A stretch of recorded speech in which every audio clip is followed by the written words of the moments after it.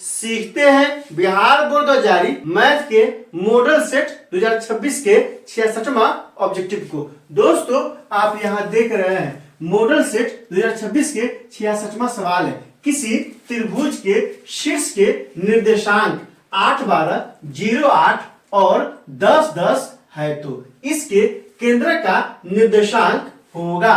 ए में क्या दिया है 3, 5, बी में क्या दिया है 6, 10, सी में क्या दिया है 9, 15, डी में क्या दिया है 10, 6। दोस्तों डिस्क्रिप्शन में क्या किया है प्लेलिस्ट लगा दिया है। पहला और दूसरा प्लेलिस्ट है बिहार बोर्ड द्वारा जारी मैथ के मॉडल सेट 2026-2025 के सवालों का। तीसरा चौथा प्लेलिस्ट है 2025 के प्रथम पाली में और दूसरी पाली में पूछे गए मैथ के सवालों का।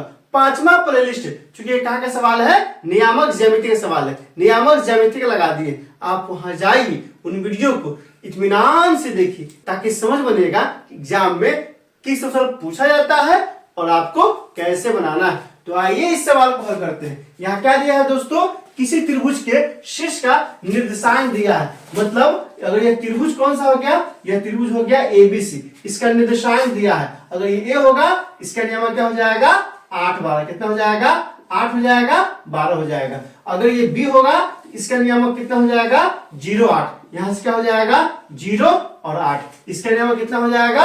अगर ये बिंदु C होगा इसके लिए कितना हो जाएगा 10, 10 ये हो जाएगा 10 और ये भी क्या हो जाएगा 10 हो जाएगा। अब यहां से ध्यान दीजिए, अब क्या करेंगे दोस्तों, तो A का नियामक कितना दिया है, तो A का नियामक दिया कितना 8, 12। आप यहाँ ध्यान से देखिए यह क्या है पहला शीर्ष है जिसको A माने हैं। तो यहाँ से क्या हो जाएगा, यहाँ से हो जाएगा x1 बराबर 8 और क्या हो जाएगा y1 बराबर कितना हो जाएगा 12 हो जाएगा। फिर B के नियम में क्या हो जाएगा दूसरा बिंदु कितना है, तो यहाँ ध्यान से देखिए कितना है 0, 8 है। तो यहाँ से क्या हो जाएगा 0 हो जाएगा और हो जाएगा 8। तो यहाँ से क्या हो जाएगा x2 बराबर 0 और क्या हो जाएगा y2 बराबर कितना हो जाएगा 8 हो जाएगा। फिर C का नियम कितना हो जाएगा 10, 10 हो जाएगा 10 और क्या हो जाएगा 10। यहाँ से x3 बराबर 10 और क्या हो जाएगा y3 बराबर कितना हो जाएगा 10 हो जाएगा। क्या कह रहा है, इसके केंद्रक का निर्देशांक, जो त्रिभुज है ना दोस्तों, तो त्रिभुज के जो केंद्रक है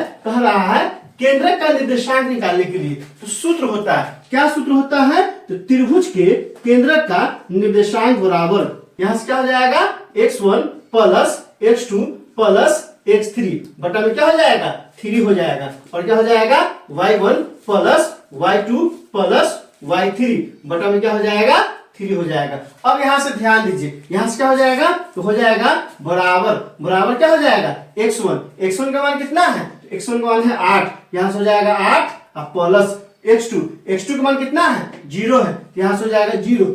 फिर क्या है प्लस है तो प्लस x3 का मान कितना है 10 है, तो यहाँ से हो जाएगा 10 और बटा में कितना हो जाएगा 3 हो जाएगा। फिर यहाँ से ध्यान दीजिए y1 का मान कितना है 12 है, यहाँ से क्या हो जाएगा 12, फिर प्लस है तो प्लस, फिर y2 का मान कितना है 8 है तो 8 हो जाएगा, फिर प्लस है तो प्लस, y3 का मान कितना है 10 है तो यहाँ से क्या हो जाएगा 10 हो जाएगा, बटा में क्या हो जाएगा 3 हो जाएगा। अब यहाँ से क्या करेंगे दोस्तों, अब कुछ नहीं करना है, सबको जोड़ दीजिए, जोड़ेंगे तो क्या आ जाएगा 10, 0, 10 और 10 और 18 और बटा में कितना आ जाएगा 3 आ जाएगा। फिर यहाँ क्या हो जाएगा दोस्तों 12, 8, 20, 10, 30, यहाँ जाएगा 30 और बटा में कितना हो जाएगा 3, यह कट जाएगा 3 से 18 और 3 दहाई के 30, यहाँ से कितना आ जाएगा 6 और 10। यही क्या हो गया हमारा आंसर हो गया। अगर दोस्तों यही सवाल 2 नंबर में रहता तो क्या लिख देते अतः क्या लिखते अतः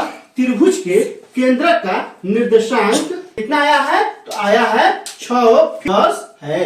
अगर इस तरह से आप लिख देते हैं ना तो 2 के 2 पूरा का पूरा नंबर आपको मिल जाएगा। तो 6, 10 किस ऑप्शन में दिया है, ए में नहीं दिया है, ऑप्शन नंबर बी में दिया है, तो 66 क्या हो जाएगा ऑप्शन नंबर बी हो जाएगा। दोस्तों इस सूत्र को जहन में बैठा लीजिए, कौन सा सूत्र, त्रिभुज के केंद्रक का निर्देशांक बराबर x1 plus x2 plus x3 बटा में 3, y1 plus y2 plus y3 बटा में 3। मतलब क्या है दोस्तों, जब x नामक लिखेंगे ना तो सिर्फ x से मतलब है, अर्थात x नियामक के योगफल बटा में 3, और जब y नामक लिखेंगे तो सिर्फ y से मतलब है, मतलब y नियामक का योगफल बटा में 3।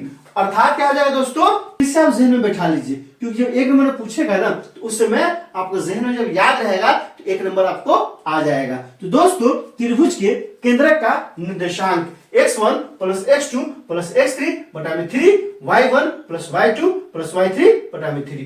दोस्तों इसमें कोई दिक्कत हो तो कमेंट करके आप हमें बता सकते हैं। क्या आपने सीख लिया? कमेंट करके बताइए, इंतजार रहेगा। वीडियो अच्छी लगी तो लाइक कीजिए, मेरे चैनल को सब्सक्राइब कीजिए, ज्यादा से ज्यादा शेयर कीजिए। बहुत बहुत शुक्रिया।